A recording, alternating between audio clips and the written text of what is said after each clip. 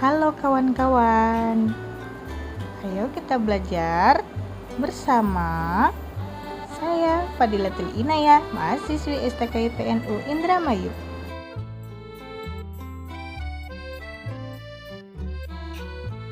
Assalamualaikum warahmatullahi wabarakatuh. Halo semuanya, berjumpa lagi dengan saya Fadilatul Inayah, mahasiswi STKI PNU Indramayu, program pendidikan guru sekolah dasar semester 5 kelas A.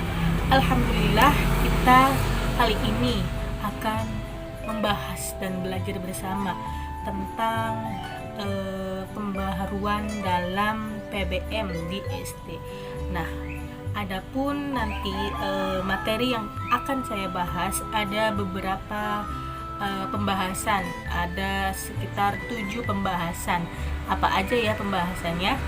Kita jangan lupa tonton sampai selesai, no skip agar tidak salah paham dalam memahami pembahasan kita kali ini. Oke, adapun untuk video ini guna memenuhi tugas individu, yaitu mata kuliah pembaharuan dalam PBM di SD, yang mana diampu oleh dosen saya, dosen Ibu Khaimatun MPD.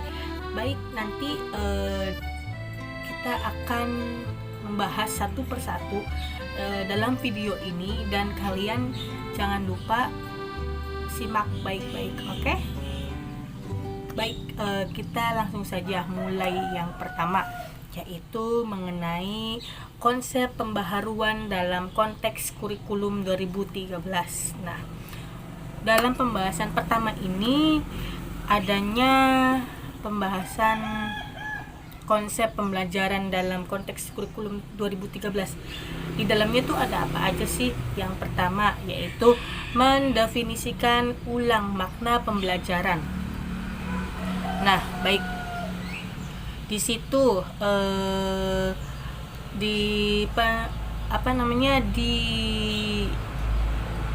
didefinisikan kembali ya dalam makna pembelajaran. Jadi pembelajaran itu maknanya itu seperti apa? Jadi pembelajaran itu sering dikatakan sebagai proses pengubahan tingkah laku siswa melalui pengoptimalan lingkungan sebagai sumber stimulus belajar. Itu menurut teori behavioristik. Nah, yang dimaksud dari teori behavioristik itu bahwasannya pembelajarannya itu adanya pengubahan tingkah laku siswa melalui pengoptimalan lingkungan. Jadi di situ tuh adanya stimulus, dalam belajar tuh adanya stimulus. Terus pengembangan pembelajaran itu dapat didefinisikan sebagai proses belajar yang dibangun oleh guru untuk mengembangkan kreativitas berpikir. Kreativitas berpikirnya itu sejauh mana kreativitas kita itu sampai mana gitu ya. Terus yang dapat meningkatkan kemampuan siswa dalam mengkonstruksi pengetahuan baru sebagai upaya meningkatkan pengusahaan yang baik terhadap materi pembelajaran. Nah, tadi itu materinya tentang teori kognitif. Nah, jadi di teori kognitif sendiri, pembelajaran itu didefinisikan sebagai proses belajar. Nah, proses belajarnya itu didefinisikan kembali yang dibangun oleh guru untuk siswanya untuk mengembangkan kreativitas siswa tersebut. Nah, terus itu juga dapat meningkatkan penguasaan yang baik dan yang tepat dalam materi pembelajaran yang dibahas oleh guru tersebut. Berikutnya, interaksi yang dimaksud dalam proses pembelajaran itu seperti apa? Jadi, interaksi dalam proses pembelajaran adalah interaksi edukatif. Nah, apa sih interaksi edukatif? Jadi, interaksi edukatif itu interaksi yang berfungsi untuk mengembangkan berbagai potensi yang dimiliki siswa dalam rangka membangun pengetahuan pada dirinya. Jadi mengupas bahwasannya siswa tersebut memiliki potensi dalam edukatifnya, seperti itu ya. Terus di sini juga konsep interaksi edukatif sejalan dengan pengertian pendidikan itu. Nah, jadi pengertian pendidikan itu sejalan dengan konsep interaktif edukatif. Nah, didefinisikan dalam Undang-Undang Nomor 20 Tahun 2003 mengemukakan bahwasannya usaha sadar dan terencana untuk mewujudkan suasana belajar dan proses pembelajaran agar peserta didik secara aktif mengembangkan potensi dirinya. Jadi dari makna tersebut itu siswa itu berperan aktif dalam mengembangkan potensi dirinya, biar siswa itu tidak di situ-situ aja gitu dalam potensi dirinya, jadi ada perkembangan gitu ya. Terus di situ juga pembelajaran itu siswa dituntut aktif. Nah, jadi tadi berkaitan dengan siswa agar menjadi siswa yang aktif dan inovatif dan kreatif. Jadi memiliki potensi diri yang sangat baik. Terus lanjut, pengendalian dirinya juga termasuk dalam Undang-Undang Nomor 20 Tahun 2003. Terus adanya keterampilan, akhlak mulia, kepribadian, kecerdasan, pengendalian dirinya, terus kemasyarakatannya, ke bangsa dan negaranya tadi sudah disusun kan. Nah, disitulah jadilah siswa yang berkarakter, yang berakhlak, yang tadi saya sebutkan itu. Siswa dapat memahami dan menanamkan dirinya menjadi siswa yang berkualitas.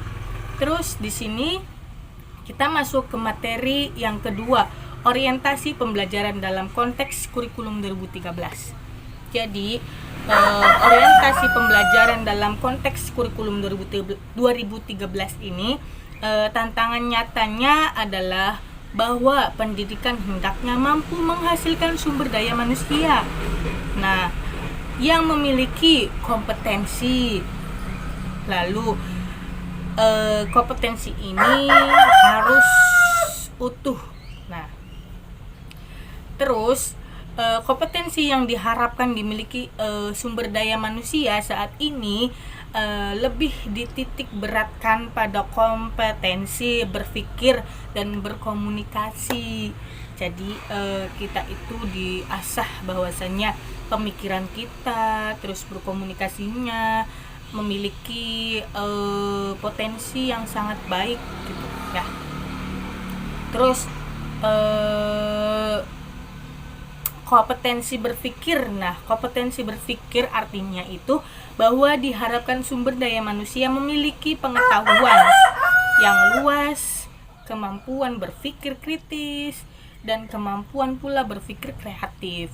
Jadi dalam hal ini di kurikulum 2013, siswa dituntut untuk berpikir kritis, berpengetahuan luas, dan mampu berpikir kreatif.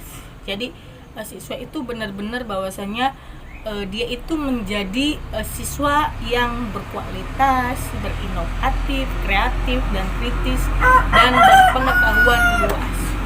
Terus kompetensi komunikasi artinya bahwa sumber daya manusia hendaknya memiliki kemampuan berkomunikasi. Nah, di situ tuh digarisbawahi memiliki kemampuan berkomunikasi. Bagaimana berkomunikasi dengan baik? Nah, di situ. Terus kemampuan berkomunikasi dalam rangka belajarnya seperti apa? Sama dengan menyampaikan ide-ide kritis kreatifnya gitu, bagaimana cara mengungkapkannya ya. Terus di sini ada menurut ahli. Nah, menurut Maroko et al. Pada tahun 2008 halaman 5 bahwa pada abad ke-21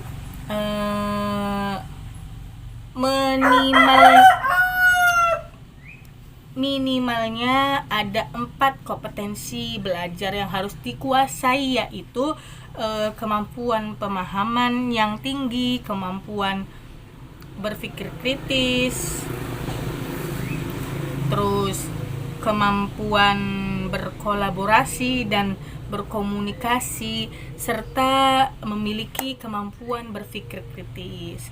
4 kompetensi abad ke-21 tersebut dapat dikembangkan secara optimal melalui keterampilan-keterampilan multi literasi seperti itu. Nah, lanjut di sini juga ada menurut ahli lagi. Nah, menurut Trailing dan Fadel, nah di tahun 2009 halaman 48 menjelaskan bahwa keterampilan utama yang harus dimiliki dalam konteks abad 21 atau abad ke-21 itu adalah keterampilan belajar yang berinovasi. Keterampilan ini berkenan dengan kemampuan berpikir kreatif dan kemampuan memecahkan masalah, kemampuan berkomunikasi dan berkolaborasi. Ini berkecimpung dalam bahasa kelompok ya. Di situ bahwasannya siswa itu dapat berkolaborasi, berkomunikasi, memecahkan masalah, terus sama berpikir kreatif. Jadi ketiga keterampilan ini diyakini merupakan keterampilan utama yang dapat menjawab berbagai tantangan hidup, baik dari dimensi ekonomi, terus sosial, politik, maupun dimensi pendidikan. Proses pembelajaran hendaknya diorientasikan untuk membekali siswa dengan kegiatan keterampilan tersebut, di samping pembekalan siswa dengan pengetahuan keilmuan tertentu. Terus kemampuan berpikir kreatif dan kemampuan memecahkan masalah sebagai salah satu orientasi pembelajaran modern secara lebih luas akan membekali siswa dengan keterampilan lain yang lebih kecil dan melingkupinya. Terus keterampilan berkomunikasi dan berkolaborasi dimaksudkan untuk membekali siswa agar mampu berkomunikasi untuk berbagai tujuan secara jelas dan efektif, baik dalam hal berbicara, menulis, membaca, maupun menyimak. Membekali siswa agar mampu berkolaborasi dengan orang lain, sehingga siswa akan mampu bekerja secara efektif dalam kelompok, melakukan negosiasi secara efektif, dan mampu menghargai peran orang lain dalam kelompok.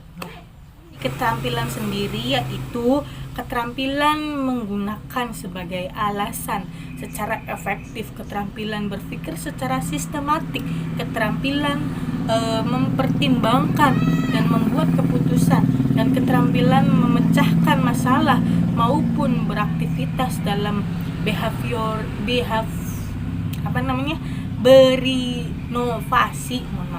berinovasi ya, yang dimaksud untuk membekali siswa agar mampu berpikir kreatif, bekerja kreatif dengan orang-orang lain, yang mampu menghasilkan sebagai inovasi berdasarkan kompetensi abad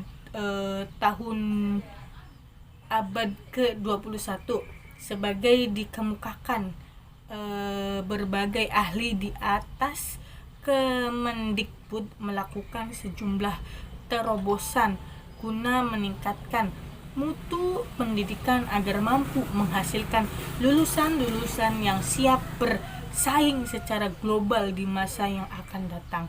Salah satu terobosan awal tersebut adalah dengan memberikan atau dengan memberlakukan kurikulum 2013. Nah, tujuan pemberlakuan kurikulum 2013 ini tentang bagaimana kita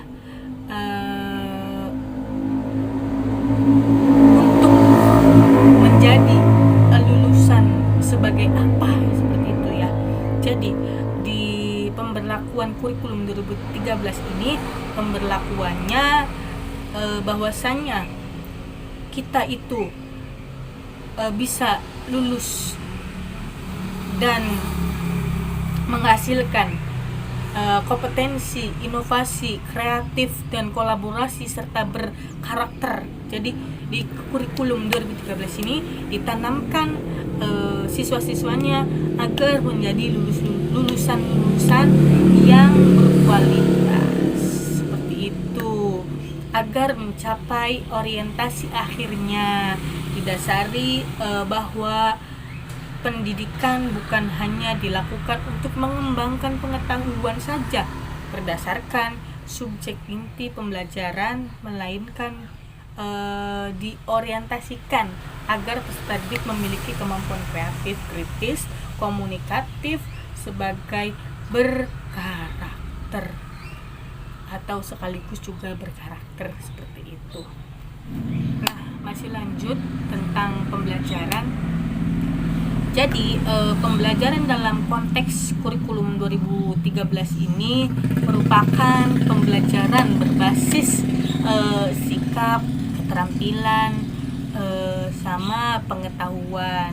Jadi kita itu bukan hanya dilihat dari akademik saja atau non akademik saja, tapi kita juga dilihat bahwasannya siswa itu diperhatikan sikapnya seperti apa, bagaimana ketika dia dalam mengikuti hal tersebut, terus bagaimana ia atau sampai mana dia menguasai keterampilan, terus bagaimana ia memahami pengetahuan, seperti itu ya. Jadi siswa itu tidak hanya dinilai asal dinilai saja, apalagi nilainya itu secara nembak, jadi asal menilai. Jadi di kurikulum 2013 ini ada tahapan-tahapannya yang dinilai tadi keterampilannya. Nah, terus pembelajaran juga diawali dengan pembentukan sikap yang baik pada diri siswa, terus atas dasar sikap potensi atau sikap positif dalam belajar ini, siswa beraktivitas melalui mempraktikkan keterampilan tertentu yang berhubungan dengan pembelajaran yang dipelajarinya. Dari hasil itu serangkaian aktivitas yang dilakukan, siswa diharapkan mampu beroleh beragam, jadi mampu menanamkan dirinya bahwasanya dirinya itu menguasai pengetahuan gitu ya, guna mampu mewujudkan pembelajaran berbasis sikap, keterampilan, pengetahuan. Nah, itu adalah langkah utama yang harus dilakukan guru, adalah mendesain pembelajaran secara tepat. Terus materi yang ketiga ini tentang tema pembelajaran konteks kurikulum 2013. Pada abad 23 ada ciri. Nah, cirinya apa itu? Ada berapa ciri sih? Seperti apa gitu. Jadi ada 4 ciri abad ke-21. Yang pertama, komunikasi.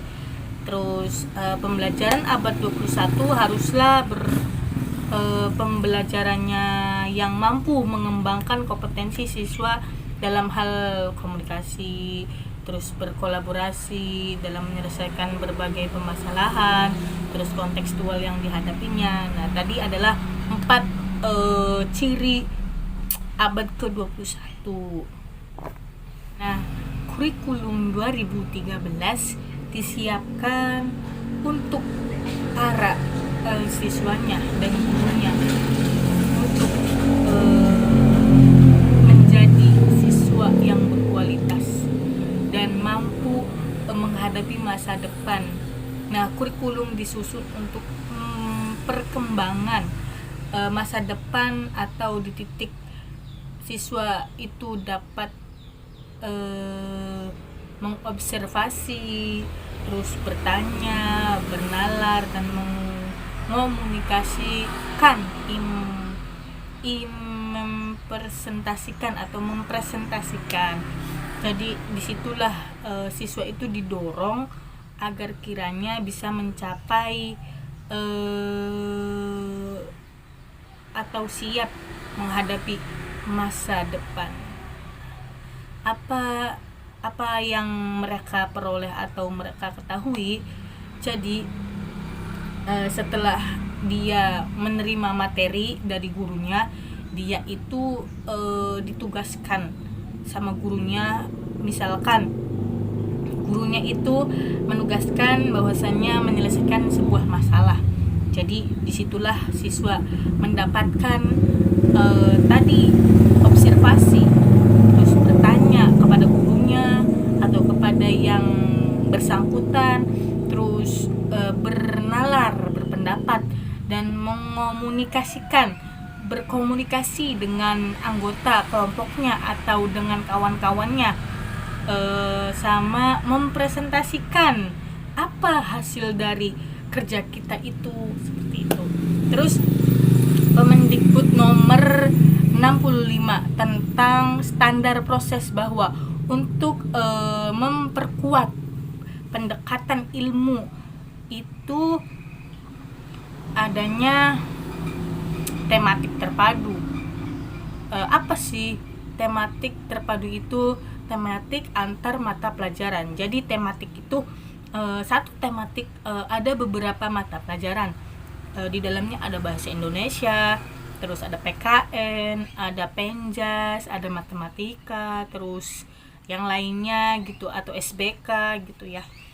Jadi tematik itu ada dibagi juga, ada beberapa tema gitu, atau gini. Jadi tematik itu adanya tema dan subtema. Jadi misalkan tema 1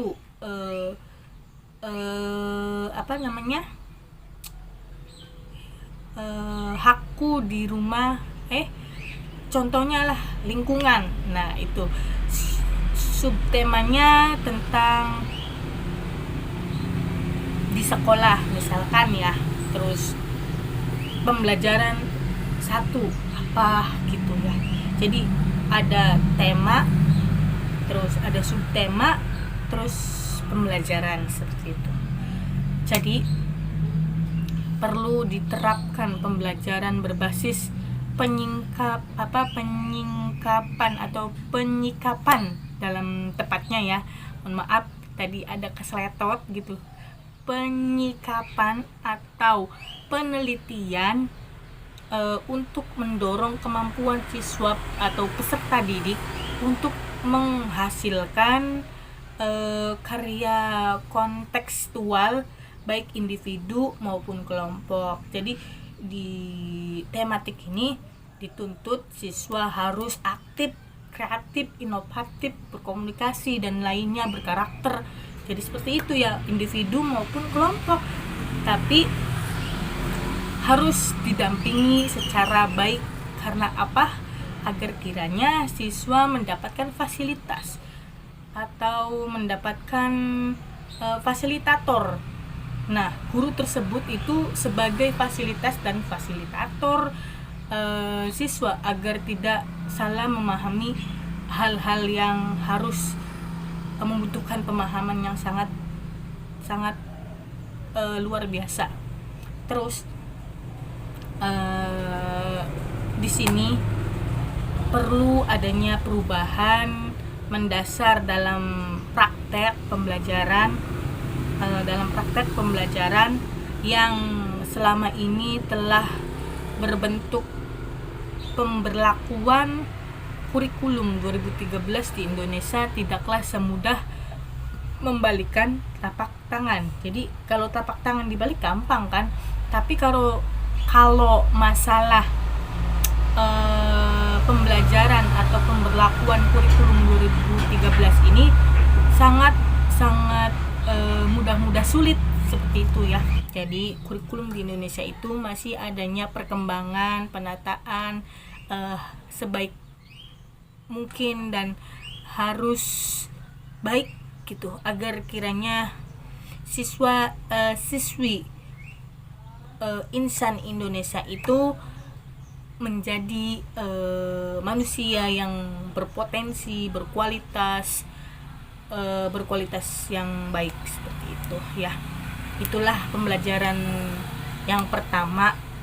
Nah, kita lanjut ke pembelajaran yang kedua atau materi kedua. Jadi materi kedua itu tentang pembelajaran dalam konteks kurikulum 2013. Jadi dalam pembelajaran ini adanya yang pertama pengertian desain pembelajaran model Dick and Cherry. Jadi desain pembelajarannya itu adalah pengembangan secara sistematis dan spesifikasi pembelajaran dengan menggunakan teori belajar dan pembelajaran untuk menjamin kualitas pembelajaran. Jadi pembelajarannya itu harus memiliki kualitas, terus adanya secara sistematis dari spesifikasi, terus proses pembelajaran atau proses perancangan dalam pengembangan ini meliputi ada beberapa proses atau segala proses seperti analisis kebutuhan pembelajaran gitu, tujuan dan pengembangannya, terus sistem untuk mencapai tujuannya, pengembangan bahan dan aktivitas pembelajarannya. Nah, itu adanya uji coba dan evaluasi dari seluruh pembelajaran dan aktivitas peserta didik. Jadi seperti itu. Terus desain juga di sini adalah desain sistem pembelajarannya yang generik, terus komprehensif. Jadi komprehensif, terus dan sistematis. Jadi tahapan yang digunakannya itu perencanaan, terus pengembangan, terus evaluasi, terus manajemen. Jadi di situ juga desain sistem pembelajarannya itu ada model-modelnya. Di sini ada beberapa model, ada 3 model ya. Yang pertama itu model CAPM. Nah, di situ juga ada langkah-langkahnya. Langkah-langkahnya itu ada 8 langkah. Terus ada model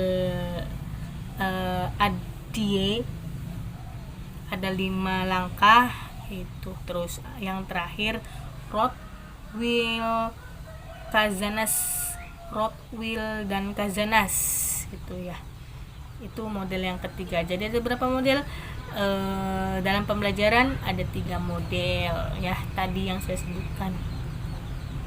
Terus pembahasan berikutnya yaitu tentang pengembangan desain sistem pembelajaran, tahapan pengembangan model sistem pembelajaran. Nah, di situ ada 10 tahapan. Apa aja sih tahapannya? Yang pertama itu analisis pengembangan untuk mengidentifikasi tujuan pembelajaran. Jadi analisis penting ya. Ya 10 itu semuanya penting. Yang pertama tadi analisis pengembangan untuk mengidentifikasi tujuan pembelajaran. Terus yang kedua melakukan analisis pembelajaran. Yang ketiga menganalisis siswa dan konteks pembelajarannya. Terus yang keempat yaitu merumuskan tujuan performasi. Terus yang kelima mengembangkan instrumen penilaian. Yang keenam yaitu mengembangkan strategi pembelajaran. Terus yang ketujuh mengembangkan materi pembelajaran. Yang kedelapan merancang dan mengembangkan evaluasi formatif. Dan yang kesembilan itu merevisi pembelajaran. Terus yang terakhir adalah pengembangan atau mengembangkan evaluasi sumatif. Terus dari 10 tersebut yaitu adalah model pembelajaran atau model sistem pembelajarannya. Terus selanjutnya mendesain pembelajaran dalam konteks kurikulum 2013 dalam Undang-Undang Nomor 20 Tahun 2003 tentang Sistem Pendidikan Nasional pada pasal 35. Standar nasional pendidikan terdiri atas standar isi, terus proses, kompetensi, lulusan, tenaga pendidikan, sarana dan prasarana, terus pengolahan, pembayaran atau pembayaan. Maaf tadi ada keseletot, yaitu adalah pembayaan ya, dan penilaian pendidikan yang harus ditingkatkan secara berencana dan berkala. Cakupan kompetensi lulusan satuan pendidikan berdasarkan elemen-elemen yang dicapai yang tertuang dalam Permendikbud nomor 54 tahun 2013. Dari 4 standar kompetensi berikut adalah: yang pertama standar kompetensi holistik, yang kedua standar kompetensi lulusan SD, MIN, SBLB paket A. Terus yang ketiga standar kompetensi lulusan SMP, MTS, SMLB paket B. Terus yang terakhir standar kompetensi lulusan SMA, MA, SMK, MAK paket C. Nah, dari kesimpulan di atas yaitu desain pembelajaran adalah pengembangan pembelajaran secara sistematis untuk memaksimalkan keefektifan dan efisiensi pembelajaran. Kegiatan mendesain pembelajaran diawali dengan menganalisis kebutuhan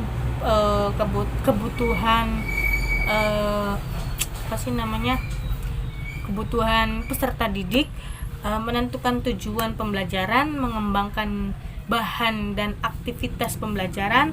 Terus yang di dalamnya itu mencakup penentuan sumber belajar, strategi pembelajaran, langkah-langkah pembelajaran, media pembelajaran, dan penilaian atau evaluasi untuk mengukur tingkat keberhasilan pembelajaran. Itulah pembahasan kita yang kedua. Kita lanjut ya ke pembahasan yang ketiga mengenai tentang desain penilaian otentik dalam konteks kurikulum 2013. Jadi di sini ada konsep dasar penilaian pembelajaran yang kita akan bahas. Yang pertama, jadi pendidikan terdapat beberapa penilaian, yaitu evaluasi, penilaian, tes, dan pengukuran. Dalam keempat istilah ini digunakan mengacu pada hal yang sama. Perbedaannya pengukuran dan tes. Menurut Nitho pada tahun 1996, Abel dan Friesby pada tahun 1991 menyatakan bahwa pengukuran dan apa ya namanya, pengukuran merupakan sebuah prosedur penentuan dan penetapan skor untuk menentukan spesifikasi atribut untuk karakteristik siswa. Nah, tadi adalah mengenai konsep dasar penilaian pembelajaran. Jadi apa aja sih? Pertama adalah evaluasi, terus penilaian, terus tes dan pengukuran. Jadi empat konsep dasar penilaian pembelajaran. Terus pembahasan yang kedua, menata ulang ragam penilaian pembelajaran, penilaian formatif dan penilaian sumatif. Di sini ada 3 penilaian. Yang pertama formatif dan penilaian sumatif. Terus yang kedua yaitu penilaian pengetahuan dan penilaian perform. Terus yang ketiga itu ada penilaian proyek. Nah, di penilaian proyek ini juga merupakan suatu sarana yang sangat penting menilai kemampuan umum dalam suatu bidang. Nah, di sini ada tiga bidang nih dalam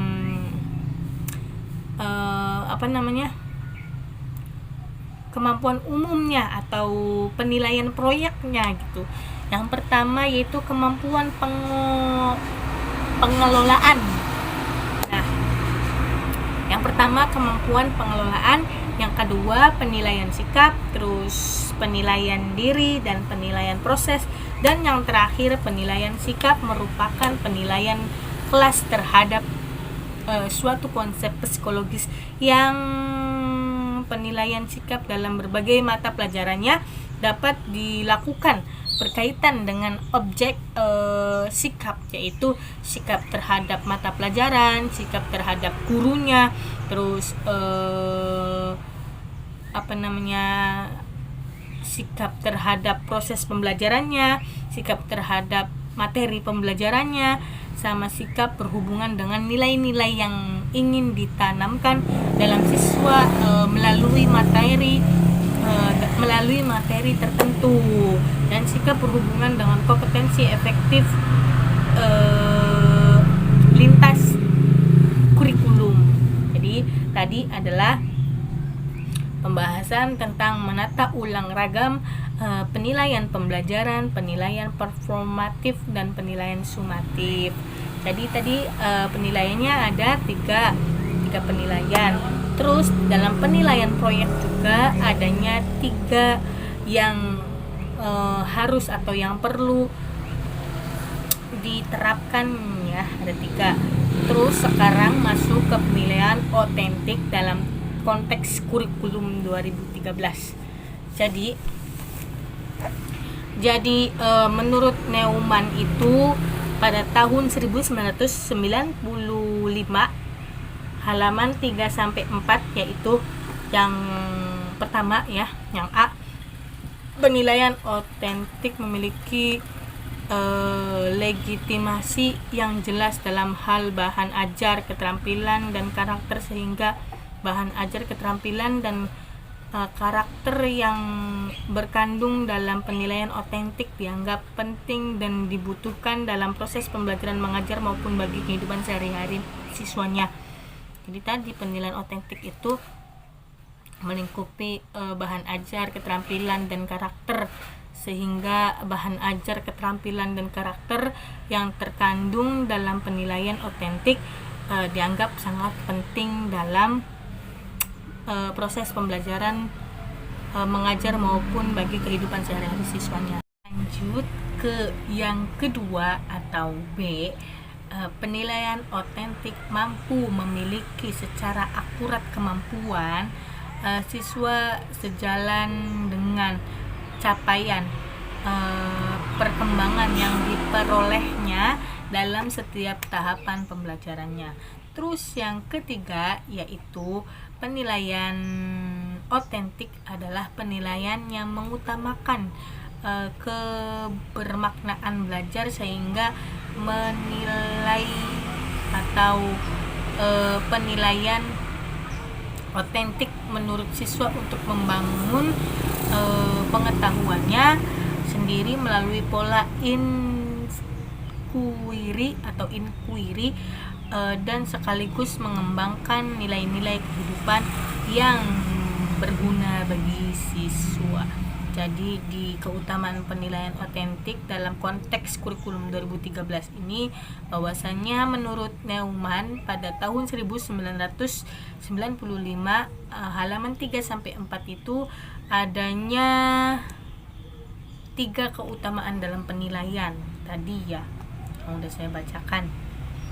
Terus berikutnya yaitu mengenai tentang mendesain penilaian otentik dalam konteks kurikulum 2013. Jadi menurut Nurgiantoro pada 2011 halaman 30 sampai halaman 33 dan Neumann pada tahun 1995 pada halaman 61 sampai halaman 63 yaitu ada 4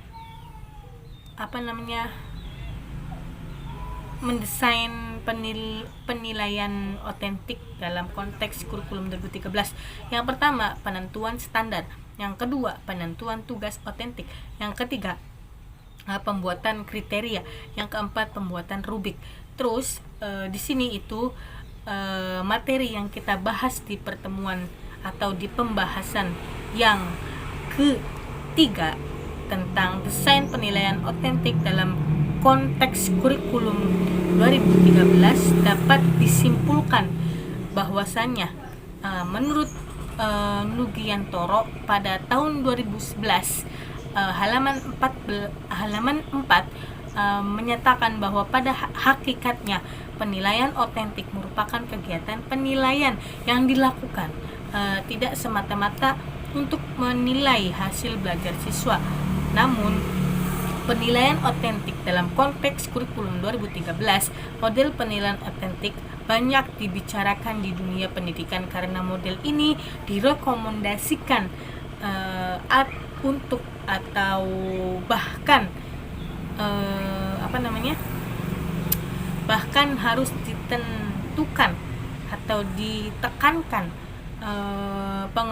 penggunaannya dalam kegiatan menilai hasil belajar pembelajaran seperti itu.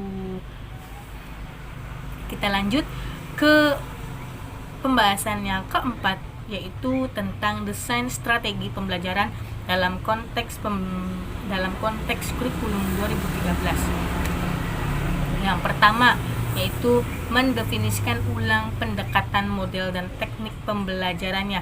Jadi secara proses pembelajaran itu adanya pendekatan. Nah, pendekatan itu adalah tingkat tertinggi yang kemudian dalam proses pembelajarannya atau dalam tingkat tertingginya itu kemudian dijabarkan ke dalam model, ke dalam metode dan diwujudkan atau diadakan dalam teknik model pembelajaran. Terus pendekatan adalah pendekatan pembelajaran berfungsi sebagai panduan dasar tentang mengajar atau pengajaran sesuatu dan bagaimana dapat dipelajari lebih mudah. Di sini ada ciri-ciri pendekatan pembelajaran, yaitu ada 4 ciri. Yang pertama, ciri khas pertama itu pendekatan bersifat aksimatis. Terus ciri khas yang kedua, lahir dari sejumlah asumsi, teori ataupun prinsip tertentu. Terus ciri khas yang ketiga, pendekatan akan melahirkan sejumlah metode pembelajaran. Terus ciri khas yang terakhir, yang keempat, yaitu memberikan pedoman terhadap metode pembelajaran khususnya dalam proses pembelajaran. Jadi pendekatan berfungsi sebagai pedoman umum dan langsung bagi metode pembelajaran yang akan digunakan. Terus pendekatan pembelajaran dianggap sebagai salah satu usaha untuk meningkatkan mutu penampilan instruksi instruksi seorang guru, seperti itu. Nah, dari pendekatan tadi munculnya atau adanya model pembelajaran. Nah, di sini model pembelajarannya itu seperti ceramah, penugasan, diskusi, dan beberapa cara menyampaikan materi lainnya tidak tidak bisa dikategorikan sebagai metode, melainkan dikategorikan teknik pembelajarannya. Cara ini cara guru menyampaikan materi dalam ketika KBM berlangsung atau di dalam kelas gitu ya. Materi tersebut disampaikan oleh gurunya secara implementasional langsung di dalam kelas. Tadi yang saya bilang bahwasanya kegiatan ini dapat dilakukan di dalam kelas atau berlangsung di dalam kelas, seperti itu.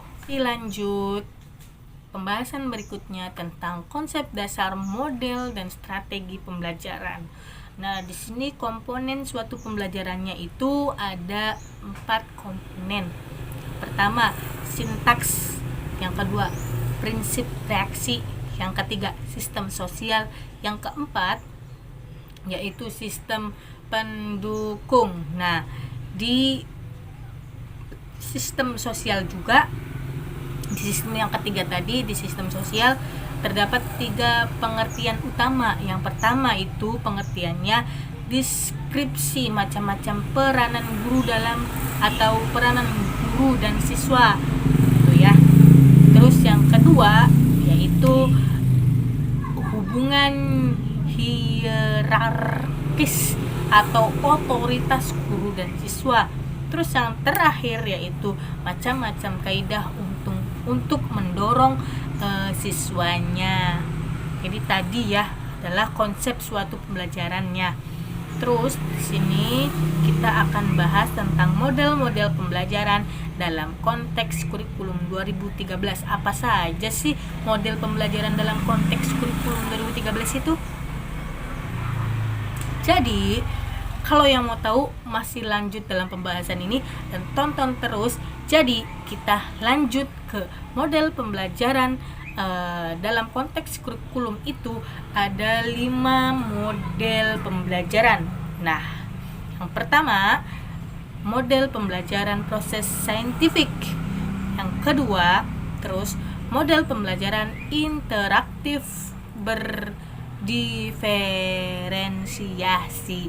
Yang ketiga yaitu tentang model pembelajaran multiliterasi. Yang keempat, model pembelajaran multi sensori. Yang kelima, yang terakhir itu model pembelajaran kooperatif. Jadi tadi adalah 5 model pembelajaran dalam konteks kurikulum 2013. Seperti itu modelnya. Jadi tadi adalah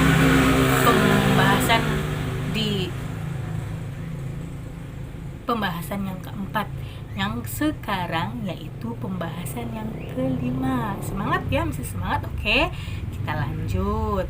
Nah, pembahasan yang kelima itu tentang model pembelajaran scientific process dalam konteks kurikulum 2013.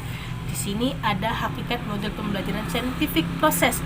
Jadi pembahasan pertama di pembahasan yang kelima ini tentang model pembelajaran scientific process dalam konteks kurikulum 2013, yaitu hakikat model pembelajaran scientific process. Nah, Model pembelajaran saintifik merupakan model pembelajaran yang menurut siswa beraktivitas sebagai seorang ahli sains. Dalam praktiknya, siswa diharuskan melakukan serangkaian aktivitas selayaknya langkah-langkah penerapan model ilmiah. Jadi itu adalah hakikatnya. Terus serangkaian aktivitas yang dimaksudnya itu meliputi merumuskan masalah, terus mengajukan hipotensi, terus mengumpulkan data, mengolah dan menganalisis data, serta membuat kesimpulan. Seperti itu. Jadi, model pembelajaran scientific process memiliki beberapa karakteristik khusus dalam penerapannya. Karakteristik disebut diantaranya sebagai objektif, terus sebagai faktual, terus sebagai sistematis, terus sebagai bermetode, terus sebagai cermat dan tepat, terus sebagai logis dan aktual, terus sebagai disinterested itu ya. Terus adanya verifikatif seperti itu. Lebih lanjutnya yaitu menurut Kemendikbud tahun 2013 menjelaskan bahwa proses pembelajaran disebut ilmiah jika memenuhi kriteria sebagai berikut. Jadi dalam pembelajaran atau proses pembelajaran ilmiah itu terdapat kriteria. Di sini ada beberapa kriteria. Kriteria yang pertama yaitu substansi atau materi pembelajaran berbasis pada fakta, jelas, nyata, bukan opini, seperti itu. Terus yang kedua, penjelasan guru, respon peserta didik, dan interaksi edukatif guru peserta didik terbatas dari prasangka yang serta-merta.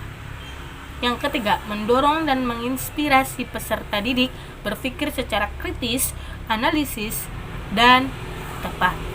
Yang keempat, mendorong dan menginspirasi peserta didik mampu berpikir hipotetik.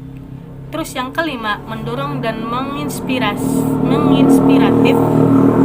peserta didik mampu memahami, menerapkan dan mendorong mampu menerapkan dan mengimplementasikan.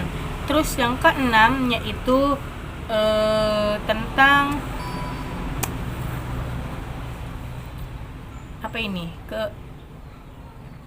mendorong, menginspirasi peserta didik mampu memahami, menerapkan dan mengembangkan pola pikir yang rasional.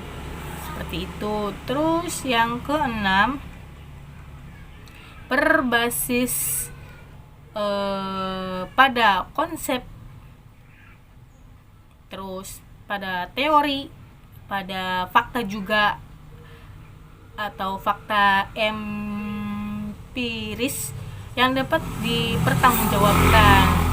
Dan yang terakhir yaitu tujuan pembelajaran dirumuskan secara sederhana, jelas dan menarik sistem penyajiannya. Seperti itu adalah kriterianya. Masih lanjut ya.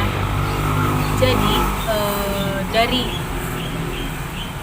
konsepnya tadi itu bahwasannya ada beberapa yang harus dihindari. Apa sih yang dihindari? Sifat dan nilai. Nah, apa aja sih sifat dan nilai yang harus dihindari? Yang pertama yaitu intuisi. Terus yang kedua akal sehat. Terus prasangka. Terus yang keempat penemuan. penemuan coba-coba gitu. Terus yang terakhir berpikir kritis. Dan jadi konsep pendekatan ilmiah dalam pembelajaran itu, model pembelajaran saintifik diartikan sebagai model pembelajaran yang dikembangkan dengan berdasarkan pada pendekatan ilmiah dan pembelajaran. Seperti itu. Materi yang tadi saya sampaikan dapat disimpulkan bahwasanya pendekatan saintifik berdampak sangat baik terhadap kualitas proses dan hasil pembelajaran.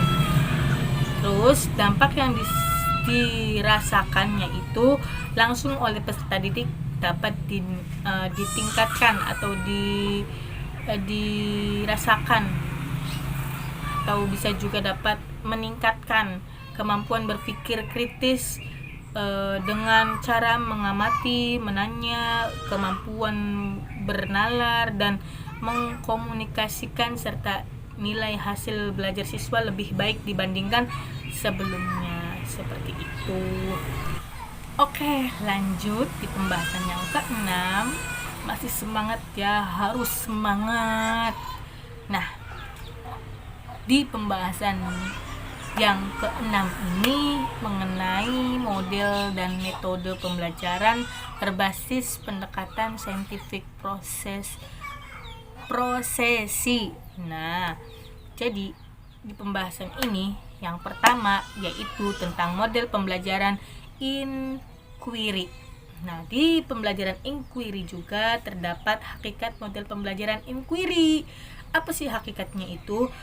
Jadi, hakikat model pembelajaran inquiry adalah model pembelajaran yang dikembangkan agar siswa menemukan dan menggunakan berbagai sumber informasi, ide-ide untuk meningkatkan pemahaman mereka untuk masalah, topik, atau isu-isu tertentu.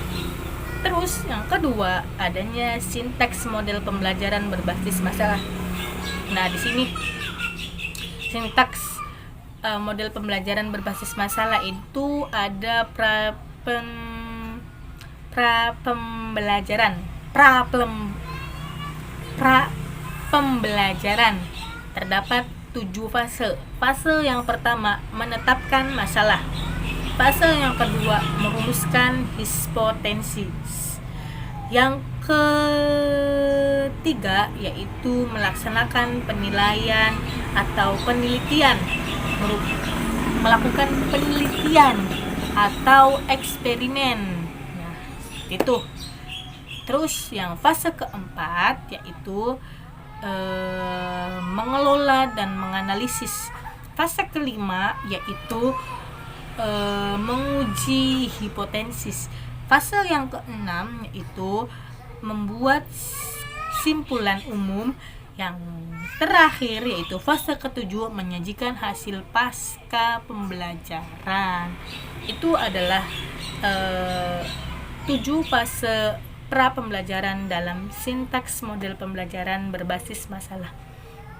Terus pembahasan berikutnya tentang model pembelajaran berbasis masalah. Nah, di sini model pembelajaran berbasis masalah, adanya hakikat model pembelajaran berbasis masalah dan adanya sintaks model berbasis sintaks model pembelajaran berbasis masalah dan implementasi model prinsip reaksi sistem lingkungan dan dampak model pembelajaran berbasis masalah. Kita bahas hakikat model pembelajaran berbasis masalah terlebih dahulu.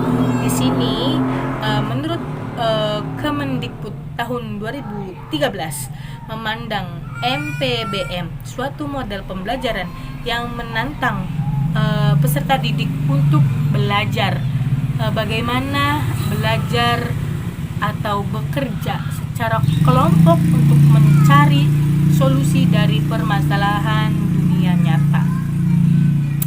Terus yang kedua yaitu sistem model pembelajaran berbasis masalah. Di sini pra pembelajaran itu ada 7 fase. Fase yang pertama menentukan masalah, fase yang kedua membangun struktur kerja, terus yang ketiga yaitu menetapkan masalah. Yang keempat, mengembangkan data berbagai informasi. Yang kelima, merumuskan solusi. Yang keenam, menentukan solusi terbaik. Dan yang terakhir yaitu menyajikan solusi pasca belajar. Tadi adalah fase-fase dalam pra pembelajaran sistem model pembelajaran berbasis masalah. Terus yang ketiga yaitu tentang implementasi model prinsip reaksi sistem lingkungan dan dampak model pembelajaran berbasis masalah. Di situ ada pembelajaran berbasis masalah ada 4. Yang pertama, implementasi model. Yang kedua, prinsip reaksi. Yang ketiga, sistem lingkungan. Yang keempat, dampak dan diharapkan. Tadi adalah pembelajaran berbasis masalah atau implementasi model, prinsip reaksi, sistem lingkungan, dan dampak model pembelajaran berbasis masalah. Kita lanjut ke pembahasan model pembelajaran berbasis proyek. Nah, di sini model pembelajaran berbasis proyek juga adanya hakikat model pembelajaran berbasis proyek. Nah, hakikat model pembelajaran berbasis proyek adalah model pembelajaran yang secara langsung melibatkan siswa dalam proses belajar melalui kegiatan penilaian untuk mengerjakan yang menyelesaikan suatu proyek pembelajaran tertentu. Terus di sini juga ada sistem model pembelajaran berbasis proyek. Nah, praproyeknya itu ada 6 fase. Nah, fase pertama yaitu mengamati masalah. Yang kedua yaitu membuat desain dan jadwal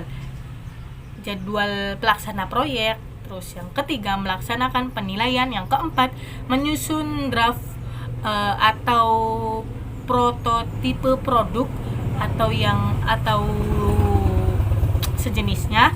Terus yang kelima, mengukur, menilai dan memperbaiki produk. Yang terakhir yaitu yang fase keenam, finalisasi dan publikasi produk pasca proyek. Tadi adalah sistem model pembelajaran berbasis proyek pra-proyek. Terus kita lanjut ke pembahasan metode discovery dan metode eksperimen. Di sini yang pertama yaitu langkah-langkah metode discovery. Langkah-langkah metode discovery ada 6. Yang pertama, stimulus. Yang kedua, menyatakan masalah. Yang ketiga, pengumpulan data. Yang keempat, pengolahan data. Yang kelima, pembuktian. Dan yang terakhir, menarik kesimpulan. Terus yang kedua itu metode eksperimen. Di sini metode eksperimen ada 2 tahapan. Yang pertama tahap persiapan, yang kedua tahap pelaksanaan. Di tahap pelaksanaan ini adanya kegiatan awal, terus juga ada kegiatan inti, terus juga ada kegiatan akhir. Jadi di tahap pelaksanaan ini model pembelajaran inquiry selanjutnya atau disebut MPI adalah suatu model pembelajaran yang dikembangkan agar siswa menemukan dan menggunakan berbagai sumber informasi dan ide-ide untuk meningkatkan kepahaman merupakan tentang masalah topik atau isu tertentu. Jadi seperti itu. Untuk arti dari MPBM adalah suatu model pembelajaran yang menentang peserta didik untuk belajar berbagai belajar, bekerja secara kelompok, bekerja sebagai kelompok untuk mencari solusi dari permasalahan dunia nyata. Jadi tadi adalah makna dari MPBM seperti itu. Nah, tadi adalah pembahasan materi yang ke-6. Sekarang kita masuk ke pembahasan materi yang ke-7 atau pembahasan yang terakhir. Jadi, di pembahasan terakhir ini membahas tentang model dan metode pembelajaran berbasis pendekatan scientific process. Di pembahasan ini adanya model pembelajaran berbasis proyek. Jadi, model pembelajaran berbasis proyek juga biasa dikenal atau biasa disebut juga dengan singkatan MPBM. Model pembelajaran berbasis proyek. Nah, model pembelajaran yang dilibatkan siswa secara langsung dalam proses pembelajaran melalui kegiatan penelitian. Nah, ini tuh secara penelitian. PBM tuh MPBP tuh ya. Terus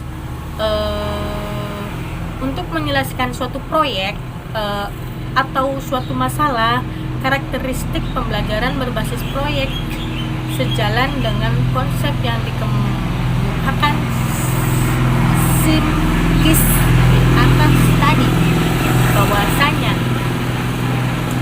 pembelajaran ini meliputi adanya penelitian. Nah, penelitian itu butuhnya waktu, terus butuhnya pemikiran, ketelitian, dan lainnya. Itulah dalam model metode MPBP seperti tadi ya. Terus di sini juga menjelaskan bahwa model pembelajaran memiliki 7 karakteristik. Yang pertama, melibatkan siswa secara langsung dalam pembelajaran.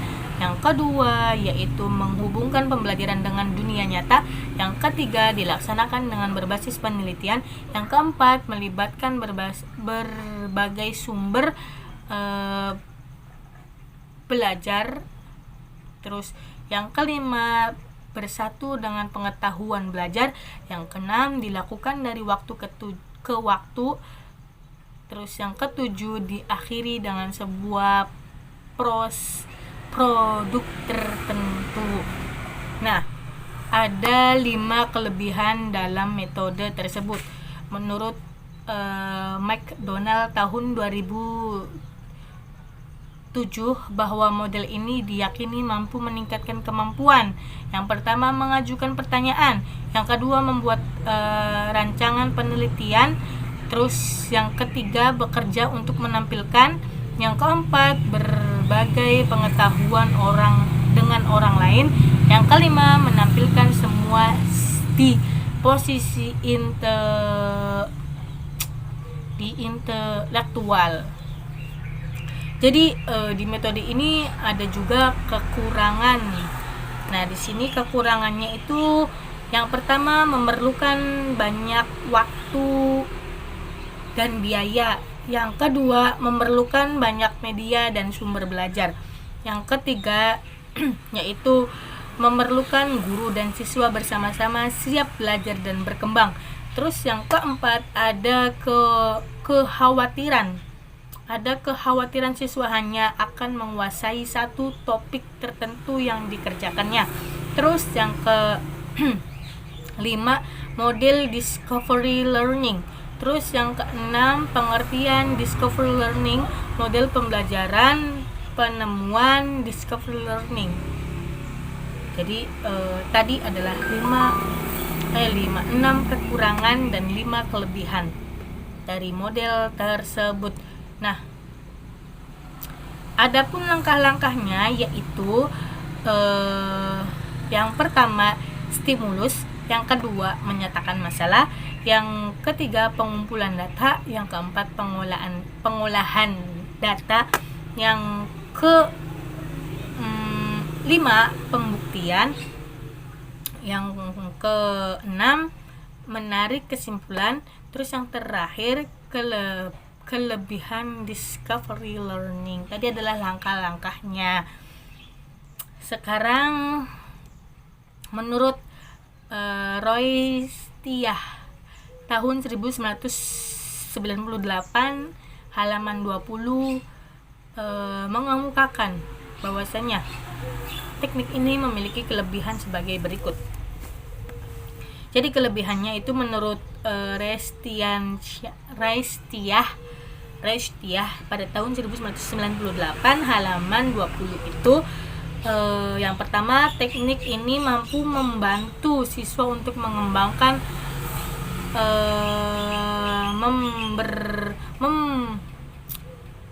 memperbanyak kesiapan serta penguasaan keterampilan dalam proses kognitif atau pengenalan siswa. Terus yang kedua, memperoleh pengetahuan yang berbasis sangat pribadi atau individual sehingga dapat kokoh mendalam ketinggal dalam jiwa siswa tersebut.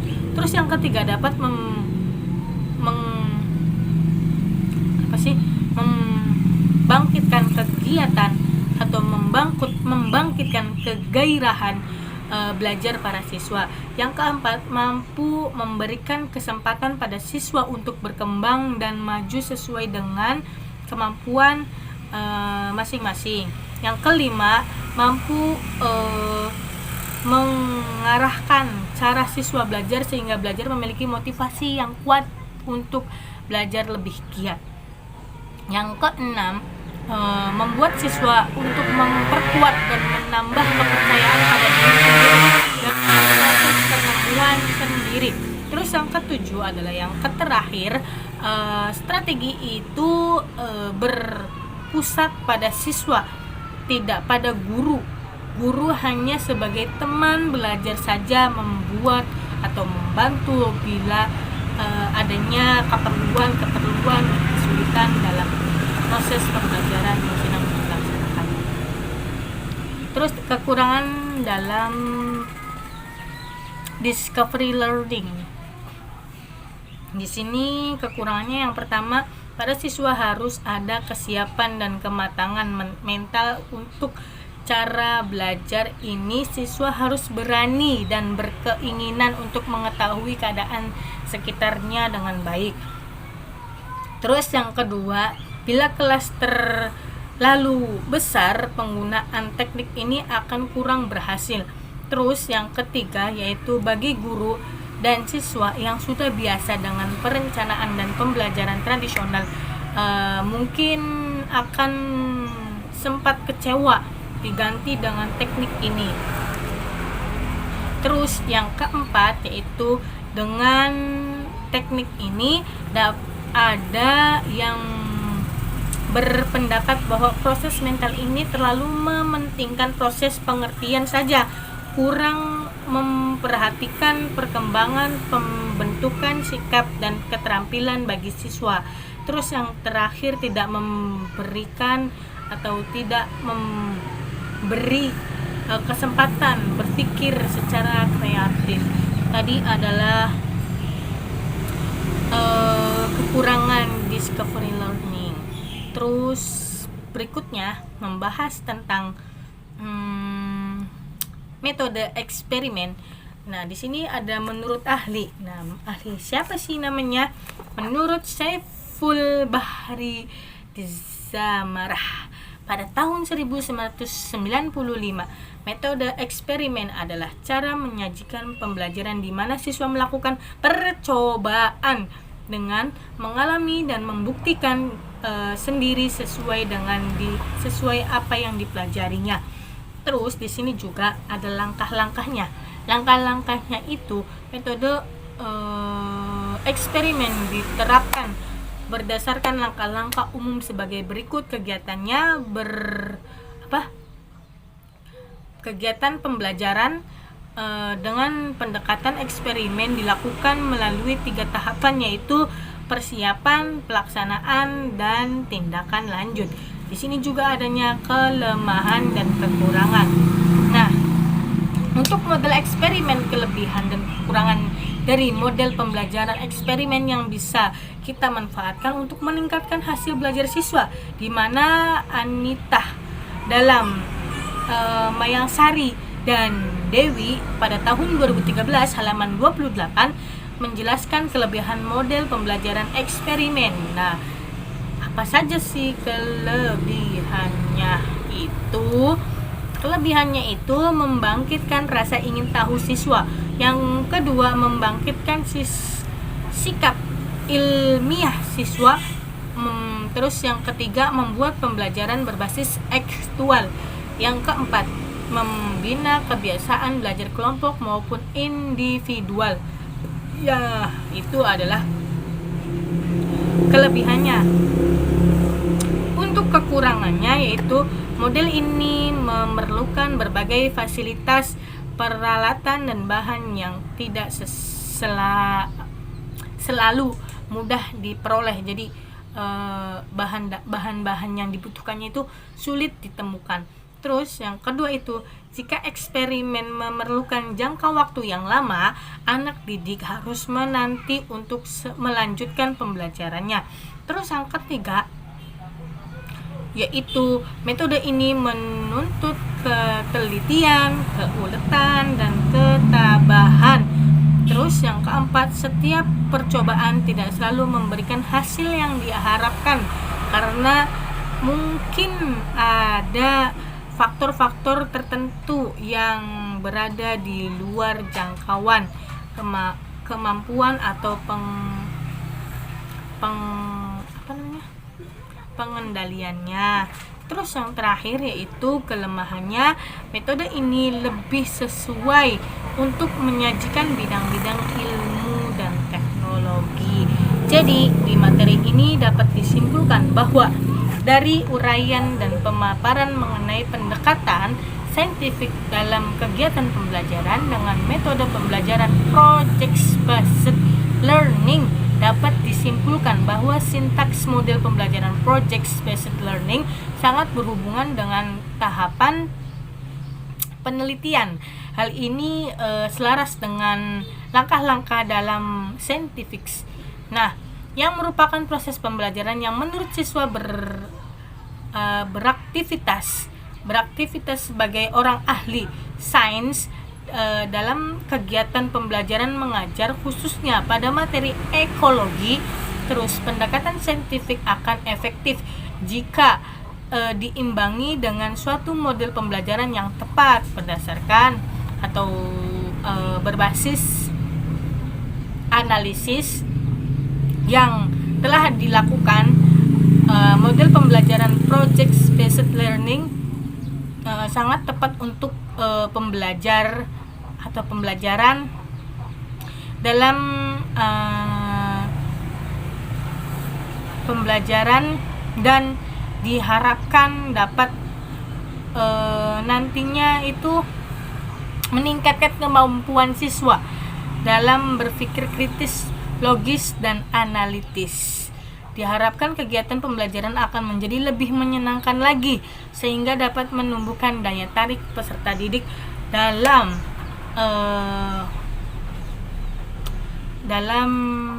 suatu kegiatan belajar.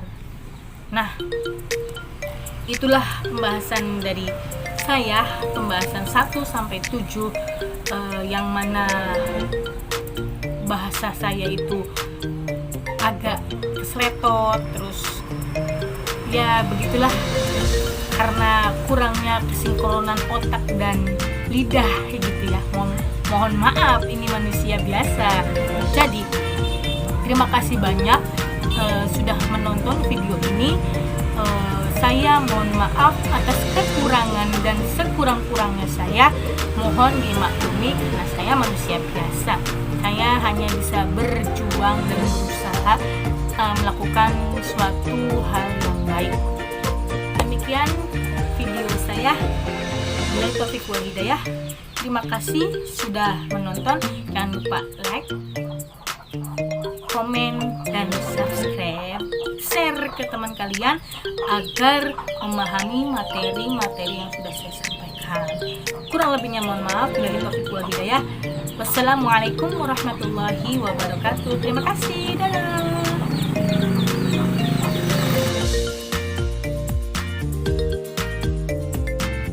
Jangan lupa follow, subscribe, like, komen, dan share ke teman kalian biar kita bisa belajar bersama di berikutnya. Terima kasih, dadah.